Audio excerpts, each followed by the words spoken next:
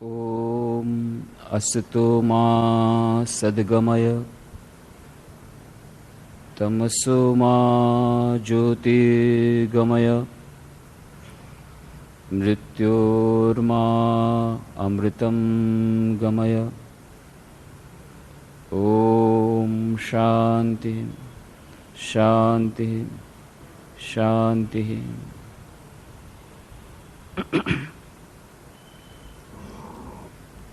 એકાગ્રતા અને ધ્યાન એ વિષય પર આપણે 105 ચર્ચાઓ કરી હતી. આજે ફરીથી એ ચર્ચાઓ પ્રારંભ કરવાનો પ્રયત્ન કરીશું.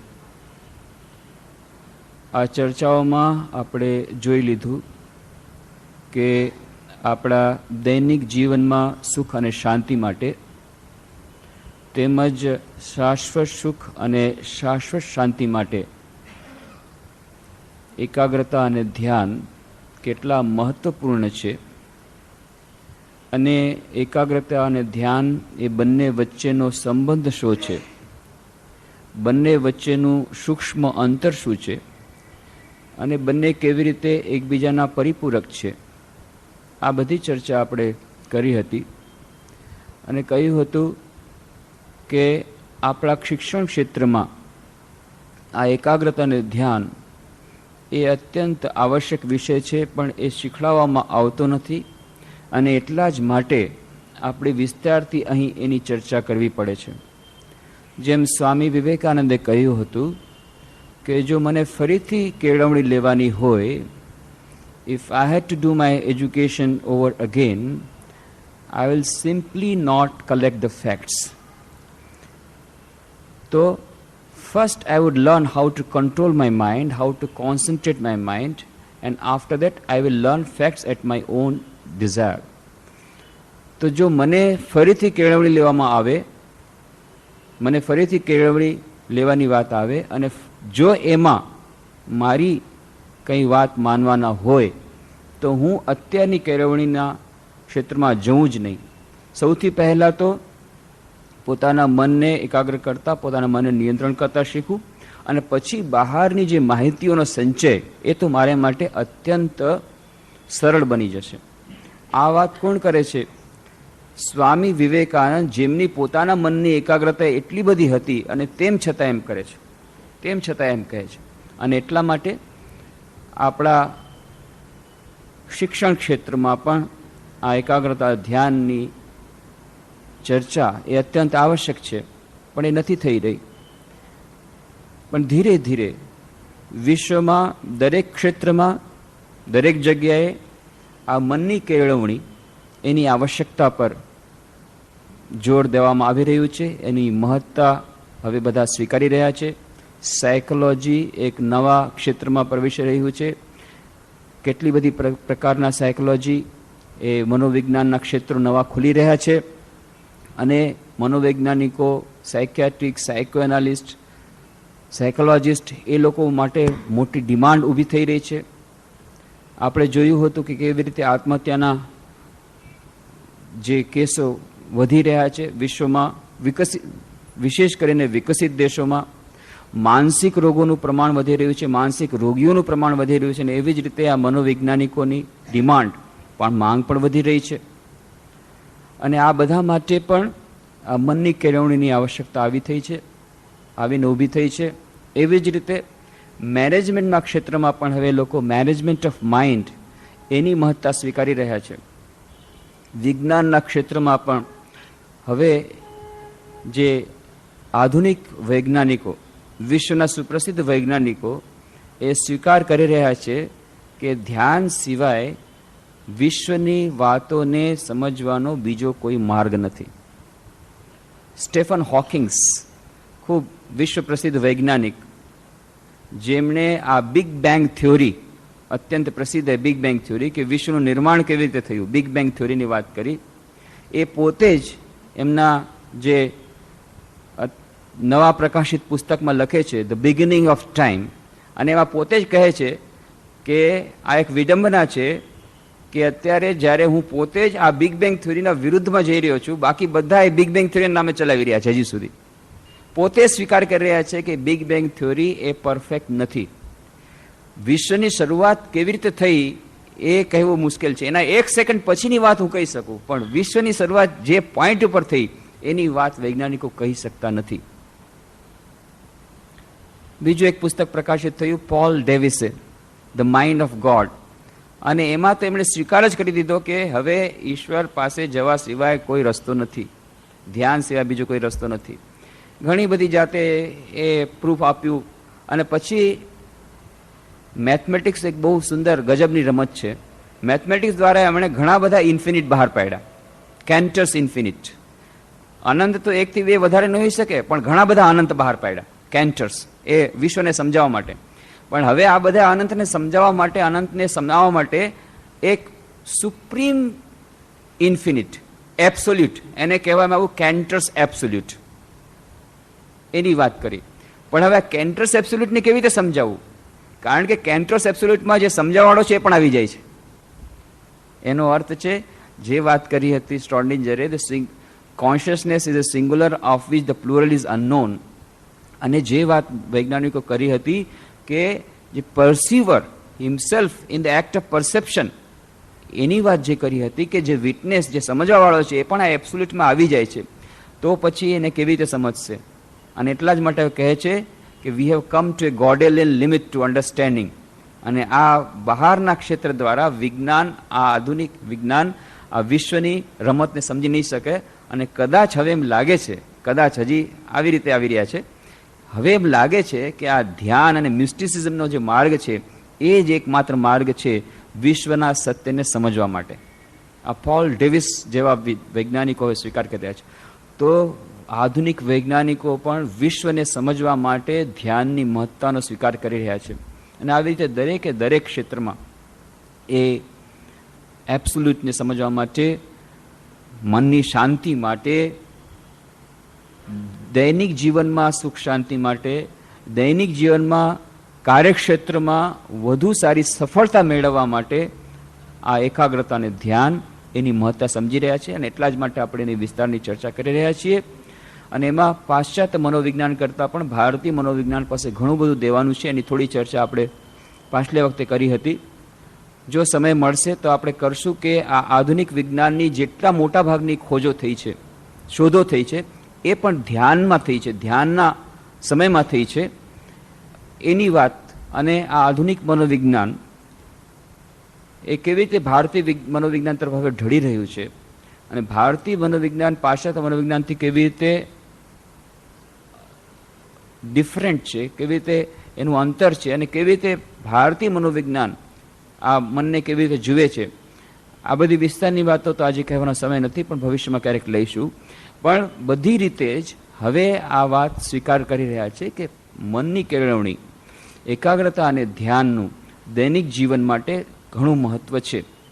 અને શાશ્વત સુખ અને શાશ્વત શાંતિ માટે તો એની મહત્તા પહેલેથી જ સ્વીકારી રહી છે. અનંત સુખ, અનંત શાંતિ માટે તેની મહત્તા પહેલેથી જ સ્વીકારી રહ્યા છે, બધા રહ્યા છે. પતંજલિ યોગસૂત્રમાં કહે છે યોગશ ચિત્તવૃત્તિ નિરોધા. યોગ એટલે બીજું કંઈ નહીં, ચિત્તવૃત્તિનો નિરોધ. અને આપણે કહ્યું હતું કે અંતિમ લક્ષ્યમાં જે સમાધિ અવસ્થા, એ સમાધિ અવસ્થા પહોંચવા માટે આપણે અષ્ટાંગ યોગ છે એના પહેલાં 7 પગથિયાનો પણ વિચાર કરવો પડે. ભલે ને આપણને એમ લાગતું હોય કે આપણે તરત જ ઇન્સ્ટન્ટ સમાધિ લઈ લઈએ, પણ એ ઇન્સ્ટન્ટ સમાધિ શક્ય એટલા માટે નથી કારણ કે 8મું પગથિયું છે, અને પહેલાં 7 પગથિયાનો પણ વિચાર કરવો પડે. યમ, નિયમ, આસન, પ્રાણાયામ, પ્રત્યાહાર, ધારણા અને ધ્યાન. અને એ પછી જ આપણે સમાધિની વાત કરી શકીએ. એવી જ રીતે આપણે એકાગ્રતા માટે એક ફોર્મ્યુલા આપ્યો હતો, એક ઇક્વેશન આપ્યું હતું નાનકડું. C is directly proportional to P, where C is equal to concentration of mind and P is equal to purity of mind. કે મનની એકાગ્રતા એ મેળવવી હોય તો મનની શુદ્ધતા પણ એટલી જ આવશ્યકતા છે. જેટલી મનની શુદ્ધતા વધશે એટલી મનની એકાગ્રતા વધશે. અને આ જે મનની એકાગ્રતા એ ફક્ત આપણા દૈનિક જીવનમાં દરેકે દરેક કાર્યમાં કુશળતા આપશે એટલું જ નહીં, સાથે સાથે આપણને શાશ્વત સુખ અને શાશ્વત શાંતિના માર્ગે પણ પ્રેરિત કરશે. બીજા જે એકાગ્રતા મેળવવાના શોર્ટકટ્સ, સો કોલ્ડ શોર્ટકટ્સ જે છે એને કારણે એક તો આપણે કહ્યું હતું કે મનની વિકસિતતા થવાનો સંભવ છે. એ જાતનો એક ભય છે કે શોર્ટકટ કરવા જતાં એ કદાચ મન વિક્ષિપ્ત થઈ જાય, મનનું સંતુલન ગુમાવી બેસાય, અથવા બીજા પણ અન્ય પ્રકારના રોગો આવી જાય, અથવા બીજા અન્ય પ્રકારનું નુકસાન થઈ જાય, અથવા તો શોર્ટ લીવ્ડ ટેમ્પરરી એની ઇફેક્ટ રહે, અથવા તો એના બીજા સાઇડ રિએક્શન્સ આવે. પણ આ જે આપણે માર્ગ ભારતીય મનોવિજ્ઞાન પ્રમાણે જે કહીએ છીએ એ પ્રમાણે જો આપણે એકાગ્રતા મેળવવાનો પ્રયત્ન કરીએ તો દૈનિક જીવનમાં સુખ અને શાંતિ તો મળશે જ, સાથે સાથે શાશ્વત સુખ અને શાશ્વત શાંતિ, પરમ શાંતિ, પરમ પદની પ્રાપ્તિનો પણ માર્ગ મોકળો થઈ જશે. અને એટલા જ માટે આપણે ભલે લોંગ ટર્મ સોલ્યુશન છે, ભલે એ લાંબો રસ્તો છે, પણ જે સચોટ રસ્તો છે એની જ વાત આપણે કરી રહ્યા છીએ કે મન જેટલું શુદ્ધ થશે એટલી આપણી મનની એકાગ્રતા વધશે. અને ખરેખર તો આ ચિત્ત શુદ્ધિ વેદાંત પ્રમાણે તો દરેકે દરેક મનુષ્યના હૃદયમાં આ આત્મા, શાશ્વત સુખ અને શાશ્વત શાંતિનો સ્ત્રોત હાજર છે. પણ આપણે એનો અનુભવ કેમ કરતા નથી? કેમ આપણા મનમાં અશાંતિ થાય છે? કેમ આપણે વિભિન્ન પ્રકારના માનસિક રોગોથી પીડાઈએ છીએ? અને એનું કારણ એક જ છે કે એ આત્માનું પ્રતિબિંબ આપણા મનરૂપી દર્પણમાં બરાબર પડતું નથી. અને કેમ પડતું નથી? એટલા માટે પડતું નથી કે દર્પણમાં, એ અરીસામાં ધૂળ જામી ગઈ છે. બસ આ ધૂળ સાફ કરશો, બીજું કાંઈ કરવાનું નથી. એ તો છે જ. આપણે આત્માને કે પરમાત્માને કે ઈશ્વરને ક્યાંય આકાશમાંથી પકડી અને લાવવાનું નથી. એના માટે કોઈ સ્પેસ ક્રાફ્ટ રચના કરવાની જરૂર નથી કે માર્સમાં કે બીજા કોઈ ગ્રહમાં જઈ અને આપણે ઈશ્વરને પકડી લાવીએ. એના માટે વિશેષ પ્રકારના કોઈ ફ્યુઅલની આવશ્યકતા નથી. મોકો કહાં તું ઢૂંઢે બંદે, મેં તો તેરે પાસ મેં, ખોજોગે તો અભી મિલુંગા પલભર કી તલાશ મેં. એ તો પળભરની તલાશમાં મળશે, છે જ, આપણા હૃદયમાં છે, પણ છતાં આપણને એનો અહેસાસ થતો નથી.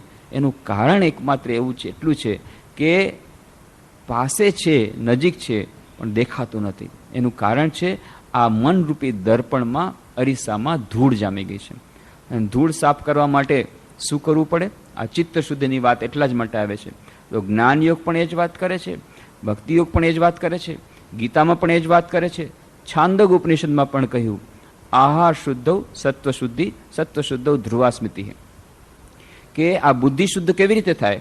તો સૌથી પહેલી વાત મેં કહી આહાર. તો આહારની વાત, એ આહારની જે એનું ભાષ્ય કરતા રામાનુજ આહારને ખાદ્ય પદાર્થના રૂપમાં રહે છે અને 3 પ્રકારના દોષોથી દૂર રહેવાનું કહે છે. પણ આદિ શંકરાચાર્ય એને કહે છે વિષયનો આહાર. ફક્ત ખાદ્ય મોઢા દ્વારા લઈએ છીએ એ જ આહાર નથી, પણ જે કંઈ આપણે ગ્રહણ કરીએ છીએ આંખો દ્વારા, કાન દ્વારા, નાક દ્વારા, બીજી બધી વસ્તુ મન દ્વારા, આ જે કંઈ આપણે ગ્રહણ કરીએ છીએ બધો જ આહાર છે. અને આ બધો જ આહાર શુદ્ધ હોય, એટલે કે આપણા વિચારો શુદ્ધ હોય, આપણે જે કંઈ જોઈએ છીએ, ટીવી જોઈએ છીએ અથવા પુસ્તકો વાંચીએ છીએ, એ બધું શુદ્ધ હોય, એ બધું સારું હોય, આપણે જે કંઈ વાંચીએ છીએ સારું હોય, કે આપણે જે કંઈ સાંભળીએ છીએ પણ સારું હોય. આ બધી જ ઇન્દ્રિયો દ્વારા જે આપણે ખોરાક લઈએ છીએ પણ શુદ્ધ હોવો જોઈએ. આદિ શંકરાચાર્ય ભાષ્ય કરે છે. અને એટલા માટે સ્વામી વિવેકાનંદ કહેતા કે આપણે બંને ભાષ્યોને એક સાથે લઈ લેવા જોઈએ, બંને સાચા છે. તો વિભિન્ન પ્રકારના ખાદ્ય પદાર્થો આપણે ગ્રહણ કરીએ છીએ, એમાં પણ આપણે થોડીક એના ઉપર થોડું ધ્યાન આપીએ, અને સાથે સાથે બીજા બધા અન્ય પદાર્થો આપણે ગ્રહણ કરીએ છીએ, બીજા બધા જે વિષયો ગ્રહણ કરીએ છીએ, એમાં પણ આપણી શુદ્ધતાને આપણે ટકાવી રાખીએ. તો આવી રીતે આહાર શુદ્ધ કરવાથી મન શુદ્ધ અને બુદ્ધિ શુદ્ધ થાય છે. આ એક માર્ગ આપણે સૂચવ્યો હતો. અને એ સિવાય બીજા ઘણા બધા માર્ગોની આપણે ચર્ચા કરી હતી. ચિત્ત શુદ્ધિ કેવી રીતે થઈ શકે? અને આ ચિત્ત શુદ્ધિ થવાથી શું થશે? જે સમાધિ અવસ્થા, જે અંતિમ અવસ્થા, એની પહેલાના જે યમ નિયમ, એ પણ ચિત્ત શુદ્ધિની જ વાત છે. અને જે ઈશ્વર પ્રાપ્તિની જે વાત છે, એના માટે ચિત્ત શુદ્ધિ એ પણ આપણે પ્રાપ્ત થશે. અને માર્ગમાં જતા જતા સાથે સાથે જે વિભિન્ન પ્રકારના માનસિક રોગોથી આપણે પીડાઈએ છીએ, એ માનસિક રોગો પણ દૂર થશે. અને આ માનસિક રોગો કોને છે? તો રામચરિતમાનસમાં બહુ સુંદર વાત કરી કે આપણે બધા માનસિક રોગી છીએ. અત્યાર સુધી આપણે એમ માનતા હતા કે જે માનસિક ચિકિત્સાલયમાં જાય અથવા તો સાયકો એનાલિસ્ટ પાસે જાય અથવા સાયકેટ્રિસ્ટ પાસે જાય છે એ જ માનસિક રોગી છે. પણ રામચરિત માનસમાં કહ્યું કે આપણે બધા માનસિક રોગી છીએ ઓછા વધતા પ્રમાણમાં, અને કોઈ પણ વ્યક્તિ એવી નથી કે જેને એક રોગ લાગુ નથી પડ્યો, અને એ છે ભવરોગ.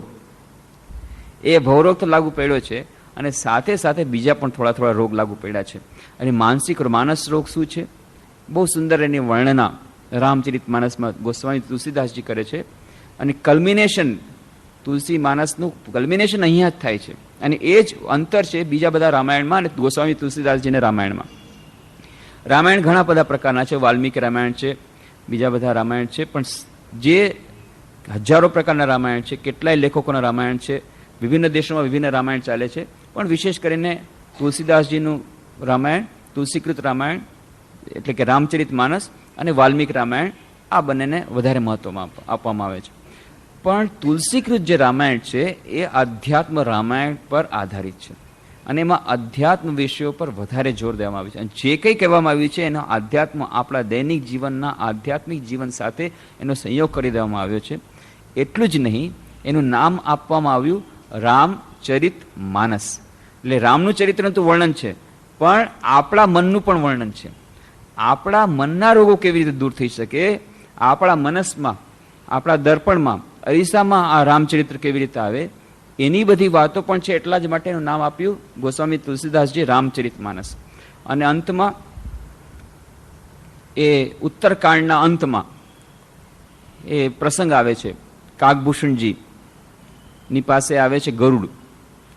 ગરુડ પોતે તો વિષ્ણુ ભગવાનના વાહક છે. વિષ્ણુ ભગવાનને પોતાના પીઠ પર બેસાડીને બધી જગ્યાએ લઈ જાય છે, અને એ જ ગરુડ પોતે એક સાપ એમને કરડે છે, અને એનાથી તેઓ ભ્રમિત થઈ જાય છે. ગરુડ તો સાપને ખાય, એને બદલે સાપથી ગરુડને આઘાત પહોંચે, આ તો વિચિત્ર વાત. પણ આ જે સાપ છે એ સાપનું નામ આપ્યું સંશયરૂપી સાપ. સંશયરૂપી નાગ એ ગરુડને કરડે છે. એમને વિચાર આવે છે, ઓહો, રામચંદ્ર ભગવાનને કહે છે ઈશ્વરના અવતાર છે, જે પોતે ઈશ્વરના અવતાર, જે પોતે ઈશ્વર, અનંત એના સામર્થ્ય, એ પોતે આવી રીતે રડે છે લક્ષ્મણ માટે થઈને, તો પછી આ ઈશ્વર નહીં હોય. આ ઈશ્વર છે કે નહીં, આવો સંશય જાગે છે.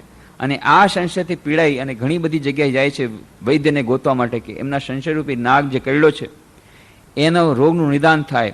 બ્રહ્મા જાય છે, બ્રહ્મા પાસે જાય છે, બ્રહ્મા શંકર પાસે મોકલે છે, અને શંકર ભગવાન કાગભૂષણજી પાસે મોકલે છે, પોતાના શિષ્ય પાસે, કે એની પાસેથી તમને જ્ઞાન મળશે. કાગભૂષણજી રૂપી વૈદ્ય પાસે આવે છે, અને ત્યાં ગરુડનો સંશયરૂપી એ જે નાશ પામે છે રોગ.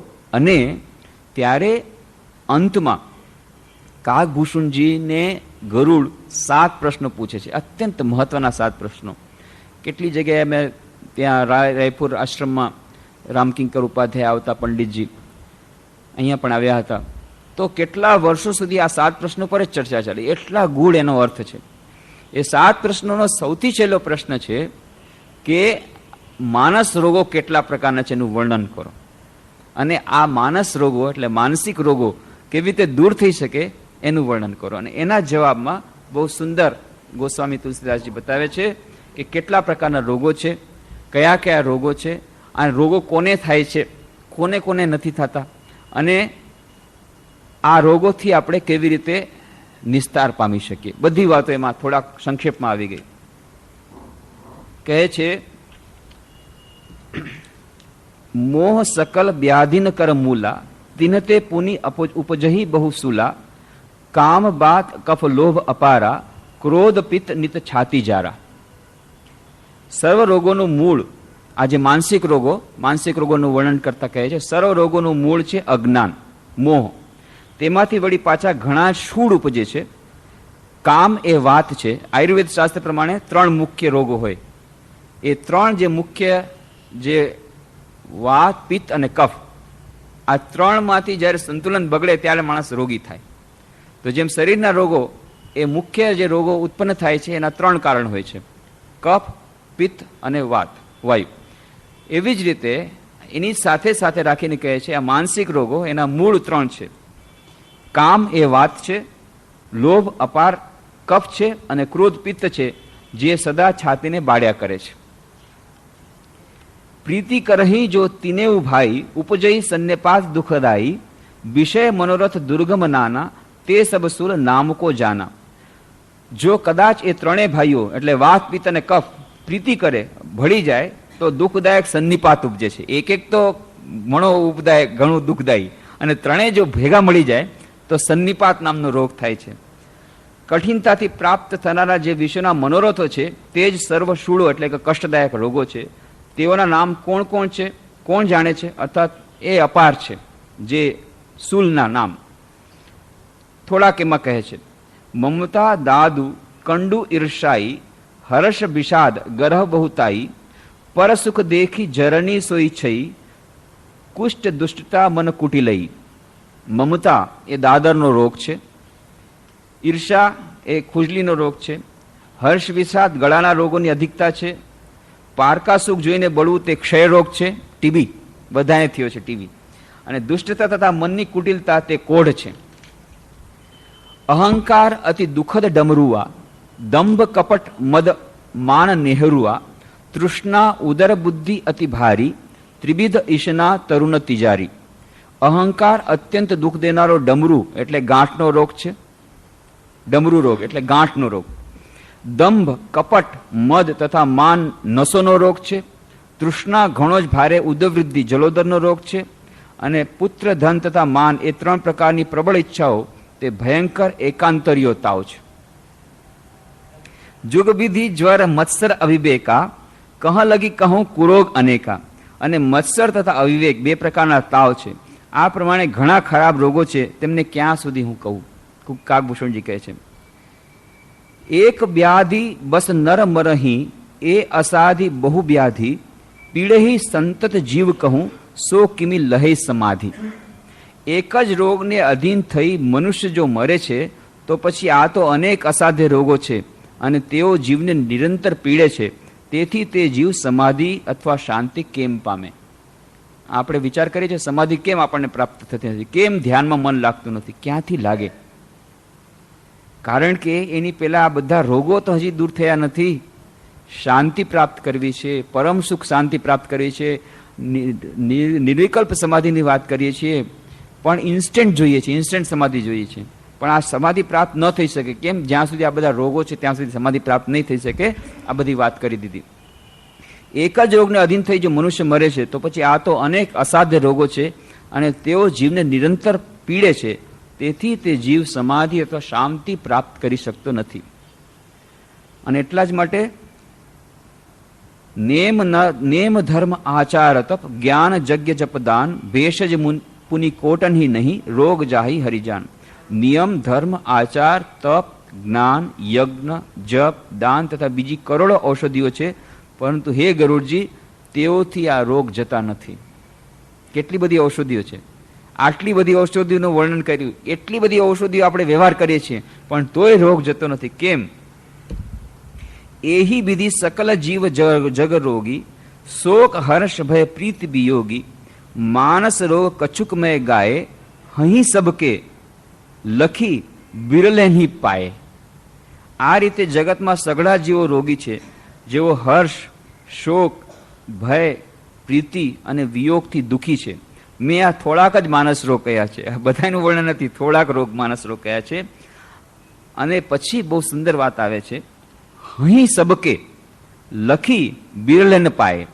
આ રોગો બધાને હોય છે પણ તેઓને કોઈ વિરલા જ જાણવા પામે છે. મુખ્ય બસ વાત ત્યાં જ છે.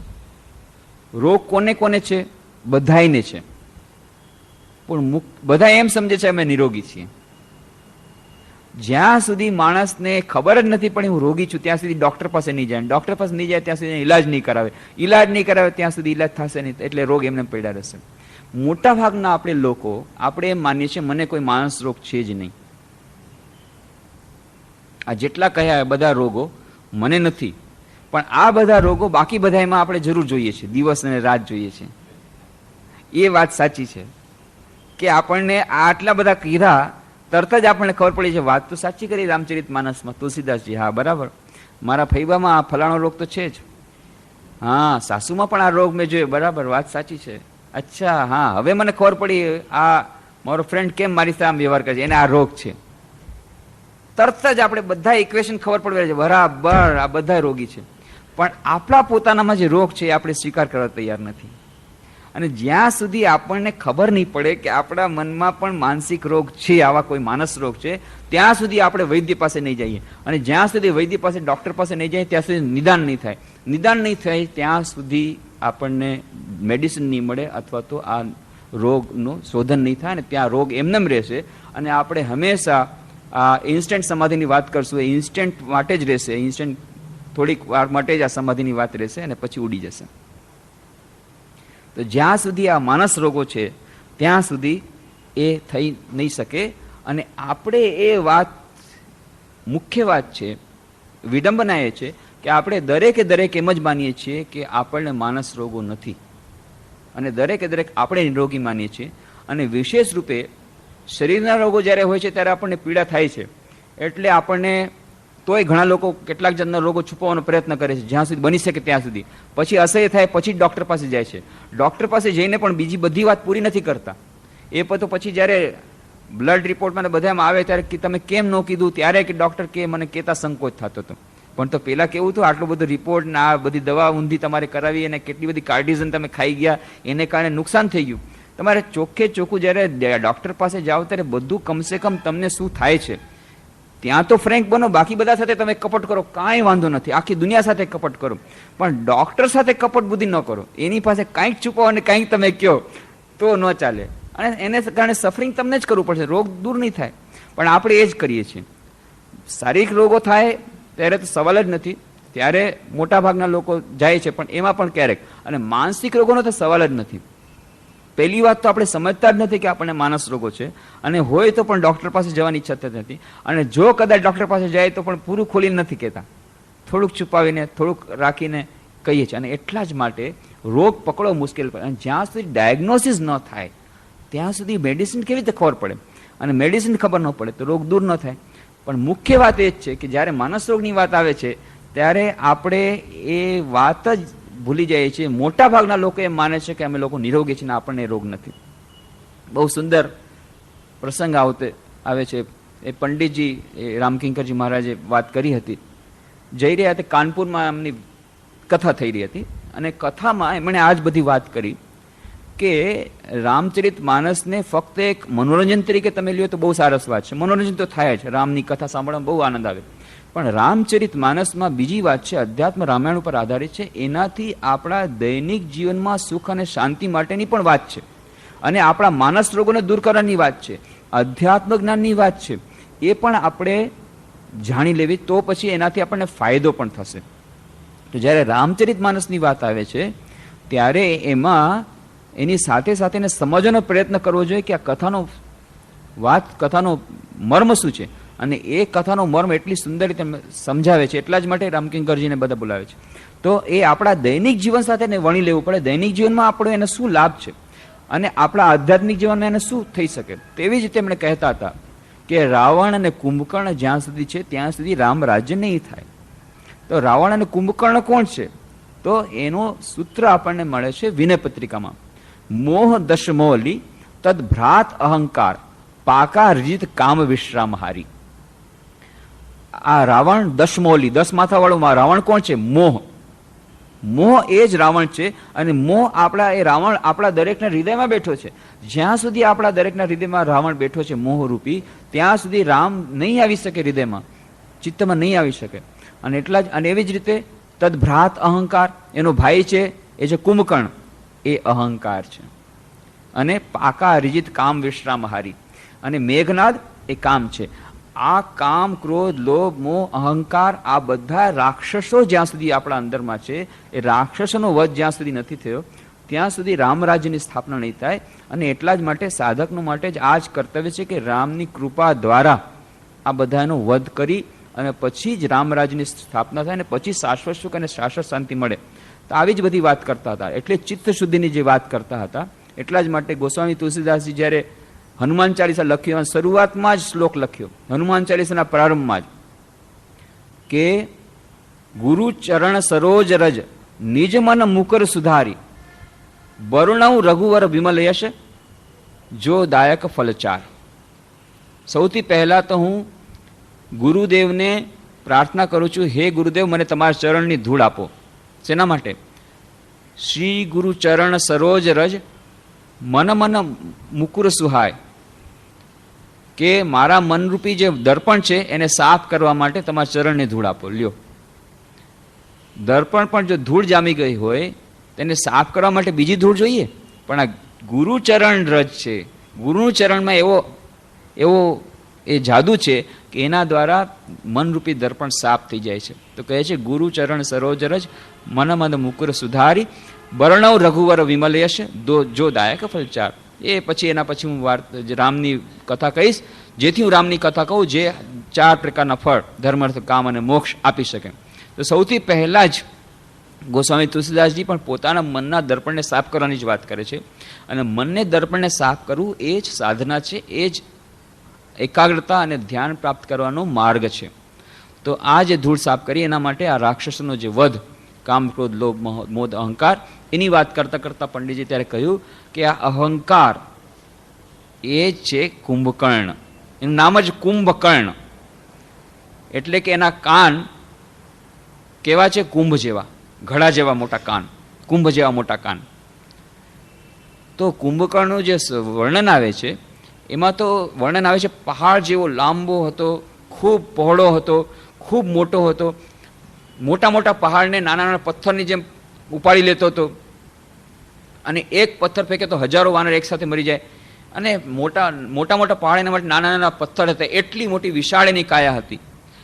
તેનું નામ વિશાળ કાયા તો ન આપ્યું, પહાડ જેવી કાયા જેવું પણ નામ ન આપ્યું, એનું નામ આપ્યું કુંભકર્ણ. આટલું મોટું શરીર હતું, એમાં ફક્ત કાનની જ વાત એમ કેમ ગણી?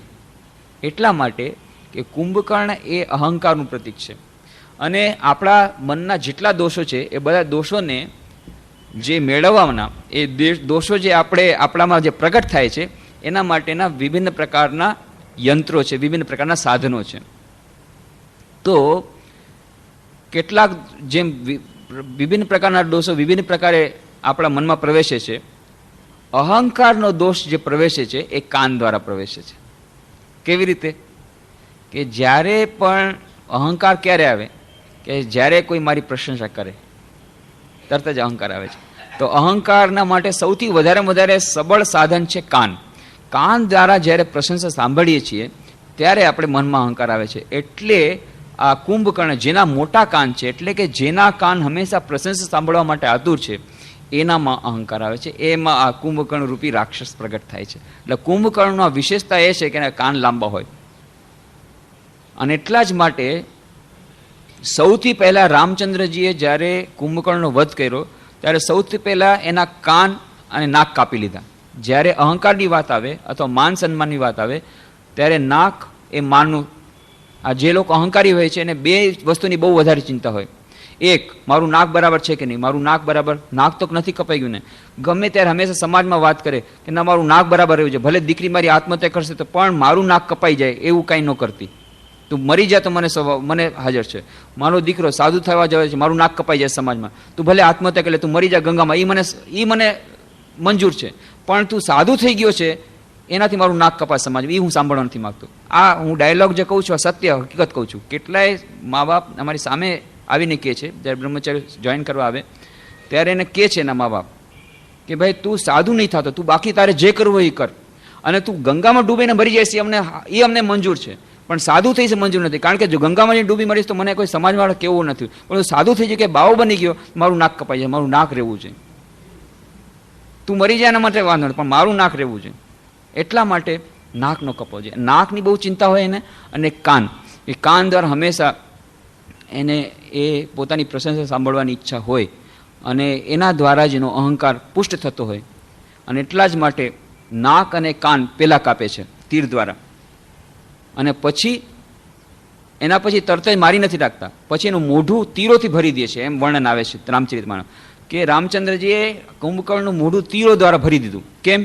કે નાક કપાઈ ગયું અને કાન વયા ગયા, તો પણ અહંકારી છે જ્યારે જોશે કે બીજા કોઈ પ્રશંસા નથી કરતા, કાન દ્વારા જ્યારે પોતાની પ્રશંસા સાંભળવા માટે ખૂબ આતુર હોય છે, જ્યારે કોઈ બીજું નથી કરતું ત્યારે પોતે જ પોતાની પ્રશંસા શરૂ કરી દે છે, આત્મપ્રશંસા, કે ભાઈ તમને ખબર છે કે મેં આવી રીતે આમ કર્યું હતું, પોતાની દ્વારા પ્રશંસા શરૂ કરી દે. એટલે પછી મોઢું પણ ભરી દીધું તીરથી કે પોતાની પ્રશંસા ન કરી શકે. તો આ અહંકારને મારવાની આ પ્રથા છે. પહેલા નાક અને કાન અને પછી મોઢું ભરી દો. તો કુંભકર્ણ એ અહંકારનું પ્રતીક છે. આવી રીતની વાત એ રામચરિતમાનસમાં સમજાવતા હતા. આ બધી વાત એમણે તે દિવસે કરી એ પંડિતજીએ. હવે સાંજના જે શેઠજીને તો ઉતરાતા એક ગાડીમાં જઈ રહ્યા હતા, મોટર ગાડીમાં. સામે બેઠા છે પંડિતજી અને પાછળ બેઠા છે એ જે શેઠ મોટા પરિવારના જે લોકો છે, એમાં મા, દીકરો અને દીકરી, આ ત્રણે પાછળ બેઠા છે અને ગાડી જઈ રહી છે. અને ત્યારે માએ કહ્યું, જો આજે પંડિતજી કેટલી સરસ વાત કરી, ઓહો હો, જોયું કથામાં કેવું કીધું. મને તો લાગે છે આ કથા, આજની જે કથા છે ને એ ખાસ તારા જ માટે હતી. મા દીકરાને કહે છે. દીકરો કહે છે, હું પણ એ જ વિચાર કરતો હતો માં, કથા મને બહુ સારી લાગી, પણ કથા તારા માટે ખાસ હતી. આ અહંકારની જે વાત છે ને કુંભકર્ણની, ખાસ તારા જ માટે હતી. અને ત્યારે દીકરીએ ટાપલી પૂરી કે મને તો એમ લાગે છે કે તમારા બંને માટે હતી. એટલે પોતાને તો હંમેશા આપણે બાકાત રાખીએ છીએ. દીકરીને એમ લાગે છે મારામાં અહંકાર નથી, દીકરો એમ સમજે છે મામાં અહંકાર છે એટલે માના માટે જ કથા હતી. માને એમ લાગે છે દીકરામાં અહંકાર છે એટલે એને લાગે છે કથા દીકરા માટે હતી, એને પોતાનો અહંકાર મળતો નથી. અને પાછી દીકરીને એમ લાગે છે મારામાં અહંકાર જ્યારે નથી, આ બંનેમાં જ અહંકાર છે, એ કહે છે તમારા બંને માટે કથા હતી. તો જ્યારે આપણે પણ આ મુખ્ય વાત જે છે કે માનસ રોગોનું આ સૌથી વધારે વિશિષ્ટતા છે અને સૌથી વધારે કઠિનાઈ ત્યાં જ છે કે શારીરિક રોગો તો આપણે ક્યારેક ખબર પણ પડે છે કે આપણે શારીરિક રોગો થયા છે, કારણ કે દુઃખ થાય છે, પણ માનસિક રોગોથી આપણે પોતે પરિચિત નથી હોતા. એટલું જ નહીં, કદાચ કોઈ આપણે પ્રતીતિ કરાવે તો પણ આપણને ખોટું લાગી જાય છે કે ભાઈ તમારામાં આ છે, તો આપણને ખોટું લાગી જાય છે. એક તો પેલા પોતાનો રોગ થયો છે એ પણ સમજવા આપણે તૈયાર નથી, અને જો કોઈ સમજાવે, કદાચ કોઈક વૈદ્ય સારું મળી જાય અને કદાચ કહે કે ભાઈ તમને આ રોગો છે, તમે ઇલાજ કરાવશો, તો તરત જ આપણે ભભૂકી ઉઠીએ છીએ અને ક્રોધિત થઈ જાય છે. આ મુખ્ય એટલે જ અડચણ એવી જ છે કે માનસ રોગો એમને એમ રહે છે. કેટલી બધી સાધના કરી છે, બધું કરીએ છે, પણ એ રોગો જતા નથી. ટિબેટિયન બુદ્ધિસ્ટ એક સંન્યાસી છે, એ બહુ સુંદર સુંદર પુસ્તકો લખ્યા છે. અત્યારે માયાવતીમાં ઘણા સુંદર સુંદર પુસ્તકો વાંચવાનું થયા. મને એક પુસ્તક છે બીઈંગ પીસ, બહુ સુંદર પુસ્તક. એના નામ તો યાદ ન રહી, વિયેટનામ બુદ્ધિસ્ટ મોન્કના. પણ એ પુસ્તકમાં એમણે વાત લખી છે. એ એક કોઈ ભક્ત મહિલા હતી અને બુદ્ધિસ્ટ મોન્કનું નામ છે એ થીચ નાથ ધ્યાન, એ કંઈક વિચિત્ર નામ. અને મિસેસ નુગેનની વાત છે. મિસેસ નુગેન એ મહિલા ઘણા વર્ષોથી, 10 વર્ષોથી સાધના કરતી હતી. અને એ લોકોમાં ઝેન બુદ્ધિઝમમાં હોય છે, ઝેન બુદ્ધિઝમમાં અને મહાયાનમાં, કે એમાં અમિતાભ બુદ્ધને વધારે માને છે. તો એની સાધનામાં શું હતું કે ઊભી રહેતી હતી અને એ દિવસમાં 3 વખત 1-1 કલાક ઊભા એક મંત્રનો જાપ કરે. નમો અમિતાભ બુદ્ધ, આ મંત્ર નમો અમિતાભ બુદ્ધ, આ એ લોકોને મંત્ર આપેલો છે. એ મંત્રનો જાપ કરવાનો ઊભા અને 1 કલાક સુધી સતત એ મંત્રનો જાપ કરે અને દિવસમાં 3 વખત કરે અને રેગ્યુલરલી કરે. એની નિષ્ઠા તમે જોઈ લો. 10 વર્ષ સુધી આવી રીતે કરે છે. અને એ તો કરી જ જાય છે. જ્યારે શરૂ કરે જપ ત્યારે ઘંટી વગાડે અને ઊભા જપ કરે, એને એક પ્રોસેસ હોય છે.